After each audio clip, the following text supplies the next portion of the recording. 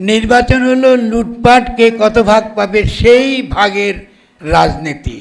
এটাকে আমরা একটা ছোট্ট ভাষায় বলি গণ সার্বভৌমত্ব। রাষ্ট্র না, রাষ্ট্র আমাদের কিচ্ছু করবে না। জনগণকে তার নিজের ভাগ্য নিজেকেই নিয়ন্ত্রণ করতে হবে। তার ভাগ্য সে নিজেই ঠিক করবে, সে আসলে বেঁচে থাকবে নাকি সে বেঁচে থাকবে না। যদি সে বেঁচে থাকতে চায় তাহলে তার প্রথম কাজ হচ্ছে লুটেরা মাফিয়া শ্রেণীর বিরুদ্ধে রাজনৈতিকভাবে সংগঠিত হওয়া। এই কথাটা বলবার জন্যে আমরা গণ অভ্যুত্থান সুরক্ষা মঞ্চ আমরা গঠন করেছি। আপনারা, আমি শিওর আপনার নিজের গ্রামে বাড়ি আছে, আপনাদের গ্রামের বাড়ি থেকে আপনি বিদ্যুৎ পান। আমরা ইতিমধ্যে সিলেটে ঘুরে এসেছি, আমরা দেখেছি চা বাগানের যে শ্রমিকরা তারা তো বাংলাদেশের নাগরিকই না ভাই, অদ্ভুত ব্যাপার। তাদের নাগরিক অধিকার বলে কিছু নাই, বিদ্যুৎ আর পানির অধিকার তত দূরের কথা নাই। আপনি সেখানে শতভাগ বিদ্যুতের দাবি করছেন, কোথায় কোথায় শতভাগ বিদ্যুৎ সমস্ত জনগণ পেয়েছে? তারা শতভাগ বিদ্যুৎ তাদের কাছে দিয়েছেন আপনারা। এক বছরে এটা করার ছিল খুবই সহজ, এটা নীতিগত সিদ্ধান্ত। আপনাদেরকে জনগণ রক্ত দিয়ে, লাশ হয়ে, তারা পঙ্গু হয়ে আপনাদেরকে সেই ক্ষমতা দিয়েছে, সেই ক্ষমতা আপনারা ব্যবহার করেন নাই। আপনারা লুটেরা মাফিয়া শ্রেণীর পক্ষে ব্যবহার করেছেন। আপনাদেরকে এর জন্য জবাবদিহি করতেই হবে, আজকে হোক কালকে হোক। এই ক্ষমতা তিনি আবার কি করে লুটেরা মাফিয়া শ্রেণীর হাতে নির্বাচনের মাধ্যমে ফিরিয়ে দিবেন, তিনি সেখানে ব্যস্ত হয়ে পড়লেন। এটা তো চলতে পারে না। আমরা বারবার বলেছি এটা তো চলতে পারে, এটা তো বিশ্বাসঘাতকতা জনগণের সঙ্গে। এবং আমরা বারবারই বলেছি, এই তখন থেকে 8 তারিখের পর থেকে আপনারা তো অনেকে প্রশ্ন করবেন, আপনি এই গণ অভ্যুত্থান সুরক্ষা মঞ্চে পেলেন কোথায়? আমরা তখনই বুঝতে পেরেছি যে বাংলাদেশের জনগণের সঙ্গে একটা বিশ্বাসঘাতকতা করা হচ্ছে এবং আমরা আরও বড় বিপদের দিকে যাচ্ছি। সেই কারণে আমরা 8 তারিখের পরপরই আমরা এই গণ অভ্যুত্থান সুরক্ষা মঞ্চ গঠন করেছি এবং বিভিন্ন জেলা আপনারা দেখেছেন, বিভিন্ন জায়গায় আমি যাচ্ছি এবং তার মধ্যে দিয়ে জনগণের বোঝাবার চেষ্টা করছি আগামী দিনে আপনাদের লড়াইটা আরও অনেক বড় লড়াই এবং সেই লড়াইয়ের জন্য আপনাদেরকে তৈরি হয়ে যেতে হবে। শেখ হাসিনার আইন বজায় রাখলেন আপনি, হাসিনাহীন হাসিনা ব্যবস্থা টিকে রাখলেন, তো সভাপতি হাসিনারই আদালত, হাসিনারই আইন, এটার দ্বারা আপনি কী করে দুর্নীতি বন্ধ করবেন? এটাই তারা করেছে, ঠিক আছে না? এখন এই জন্য আমরা বারবার বলেছি, দেখুন গণসার্বভৌমত্ব, আপনারা যারা সাংবাদিক এখানে আছেন একটু দয়া করে আমাদেরকে সহায়তা করেন। গণসার্বভৌমত্ব গুরুত্বপূর্ণ একটা রাজনৈতিক ধারণা, জনগণের ক্ষমতা জনগণের কাছে ফিরিয়ে দেওয়া। আপনি সেই ধারণাটাকে একটু প্রচার করতে আমাদেরকে সহায়তা করেন। আপনি দেখেন, যদি আপনি এটা না করেন তাহলে কি করবে তারা? কেন এই খাতগুলো সম্পর্কে কোনো কিচ্ছু করে না, কোনো সংস্কার, কোনো উদ্যোগ নেয়? কারণ তারা মনে করে যে খাতভিত্তিক, এটা খাতভিত্তিক সমস্যা, দুর্নীতির সমস্যা না, এটা রাষ্ট্র ব্যবস্থাপনার সমস্যা, এটা দুর্নীতির সমস্যা না। এটা বলে আপনি কি করে এই যে মূল যে সমস্যার সংকটটা, এই খাতে যেভাবে লুটপাট হচ্ছে, এটাতে জনগণের অভিপ্রায়টা লুটপাট বন্ধ করা, এই লুটপাট বন্ধ করার জনগণের অভিপ্রায়টাও তারা নস্যাৎ করে দিচ্ছে পুরনো আইন বহাল রেখে। 1 বছর পারতেন, আপনি জনগণের তো অলরেডি গণ অভ্যুত্থান দিয়েছে, সে আপনাকে বৈধ অধিকার দিয়েছে। যারা আপনার সম্পদ লুণ্ঠন করেছেন, চোরকে ধরেন, ডাকাতকে ধরেন, আপনারা করলেন না। আমি একটা ছোট্ট, আমরা তো অনেক সময় দিতে পারবো না, আমি কিছু ছোট পরিসংখ্যান দেবো, কিছু ধারণাগত দিক আপনার কাছে পরিষ্কার করার চেষ্টা করবো, যাতে আপনি বুঝতে পারবেন কেন এই গণ অভ্যুত্থান সুরক্ষা মঞ্চ অত্যন্ত গুরুত্বপূর্ণ এবং আমরা আগামী দিনে কী ধরনের লড়াই করতে চাই। সেই লড়াই ইতিমধ্যে আহমেদ ফেরদৌস পরিষ্কার আপনাকে বলেছেন।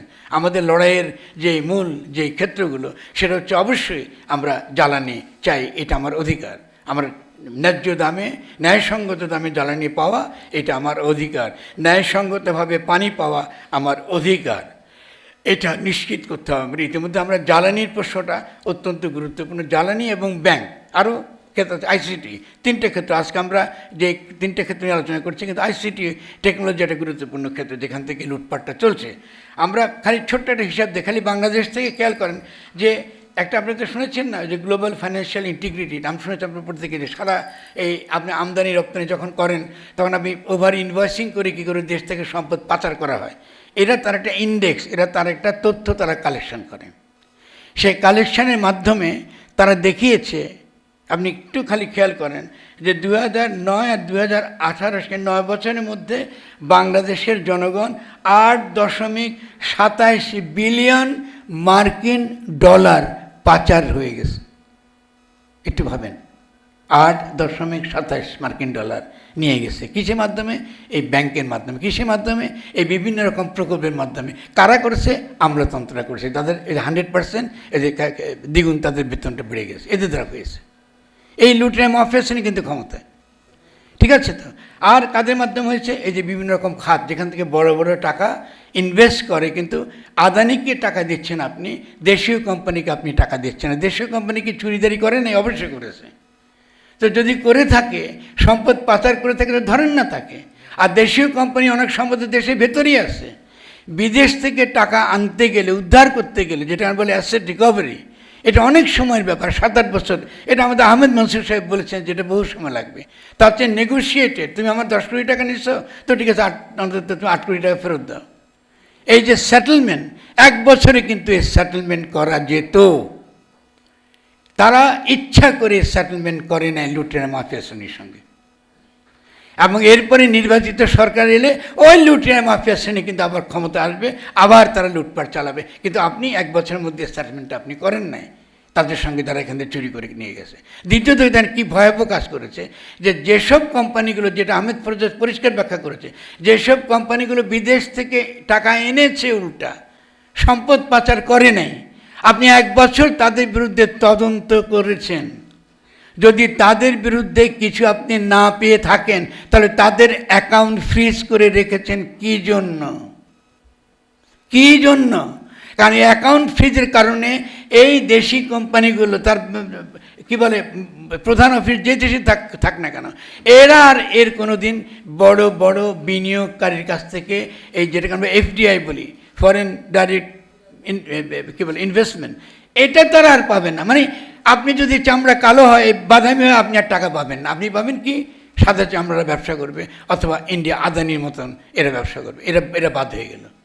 আপনি এই গণ অভ্যুত্থান একটা বিশাল যে ইকোনমিক ডেভেলপমেন্টের জন্য যাদের কিছুটা হলো, তাদের একটা আগ্রহ ছিল, দেশের প্রতি আগ্রহ ছিল, আপনি এদেরকে বন্ধ করে দিয়েছেন। এদের ব্যাংকে কি কত টাকা আছে জানেন? ফ্রিজ করছেন যে, কারো ব্যাংকে আছে 1 লক্ষ টাকা, কারো ব্যাংকে আছে তো 1 কোটি টাকা। তো এটা ফ্রিজ করে আপনি কী পাবেন বলেন আমাকে? এটা ফ্রিজ করে আপনারা কী পাবেন? দেশের ভেতরে তো সম্পদ উদ্ধার করতে পারতেন, এসালাম বলেন কি বসুন্ধরা বলেন, দেশের ভেতরে তো টাকাটা আছে। কালকে একজন আমাকে ব্যাখ্যা করেছিল, তো ভল্ট বানায় তারা, এই বড় বড় বিল্ডিংয়ের মধ্যে ভল্ট বানিয়ে রাখে তলায়, সেই ভল্টের মধ্যে কোটি কোটি টাকা তারা রাখতে পারে। কারণ এই যে চুরির টাকা তো আপনি কোনো ব্যাংকের মাধ্যমে লেনদেন হয় না, ক্যাশ লেনদেন হয়। তাহলে আমরা দেখা দিল এই সরকার এসে কিছু করে নেই, কিছুই করে নেই এই দুর্নীতিবাজদের বিরুদ্ধে। আমি এখন আপনাদেরকে কিছু ধারণাগত ব্যাপারে আমি একটু কথা বলবো, ওকে? ঠিক আছে। আমরা দেখেন, আমরা যখন সাংবিধানিক প্রতি বিপ্লব বলি, লোক হলে ফরামদার সাহেব কিছু বাইর করে এসব কঠিন কঠিন শব্দ।